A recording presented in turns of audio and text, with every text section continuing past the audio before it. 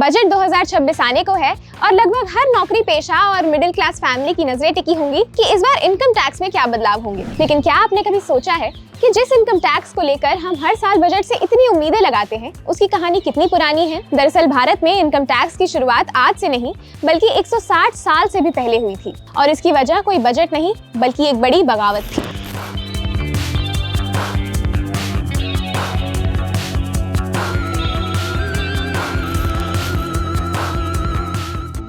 भारत में पहली बार income tax लगाया गया था साल 1860 में। वजह थी 1857 का विद्रोह। इस आजादी की लड़ाई ने अंग्रेजी सरकार को आर्थिक रूप से भारी नुकसान पहुंचाया था। उस नुकसान की भरपाई के लिए ब्रिटिश सरकार ने एक नया रास्ता चुना, आम लोगों की कमाई पर टैक्स। इस टैक्स को लागू करने वाले व्यक्ति थे सर जेम्स विल्सन। हैरानी की बात यह है कि पहले ही साल इस टैक्स से सरकार ने 30 लाख रुपए जुटा लिए थे, जो उस दौर में बहुत बड़ी रकम मानी जाती थी।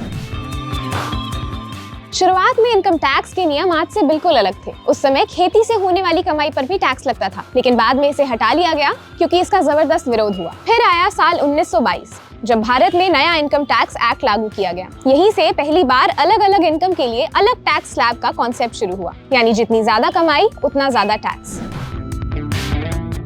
भारत को आजादी मिलने के बाद साल 1961 में एक नया इनकम टैक्स एक्ट लाया गया। यही इनकम टैक्स एक्ट आज भी हमारे टैक्स सिस्टम की रीढ़ माना जाता है। समय के साथ साथ सरकार ने टैक्स सिस्टम को आसान बनाने के लिए डिडक्शन, एग्जेम्पशन और छूट जोड़नी शुरू की ताकि लोग ईमानदारी से टैक्स भरें। लेकिन एक दौर ऐसा भी आया जब टैक्स देना किसी सजा से कम नहीं था।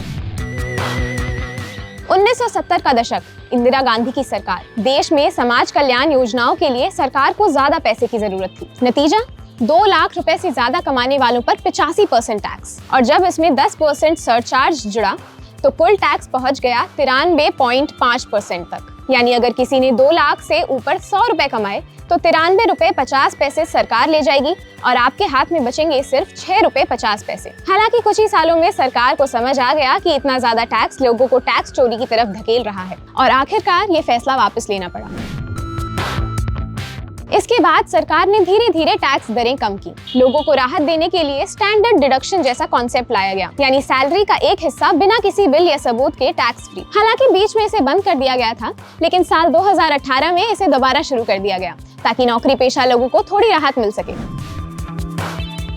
आज भारत में हमारे पास 2 टैक्स सिस्टम है। पहला, पुराना टैक्स रिजीम जिसमें ज्यादा डिडक्शन और सेविंग्स के जरिए टैक्स बचाने का मौका मिलता है, और दूसरा नया टैक्स रिजीम जिसमें टैक्स रेट कम है लेकिन एग्जेम्पशन कम मिलती है। पहले जहां 2.5 लाख रुपए तक की इनकम टैक्स फ्री होती थी, वहीं नए टैक्स रिजीम में 7 लाख रुपए तक की इनकम पर कोई टैक्स नहीं देना पड़ता। तो भारत में इनकम टैक्स की 160 साल पुरानी ये कहानी आपको कैसी लगी, हमें कमेंट सेक्शन में जरूर बताइएगा और ऐसे ही अपडेट्स के लिए देखते रहिए जी बिजनेस।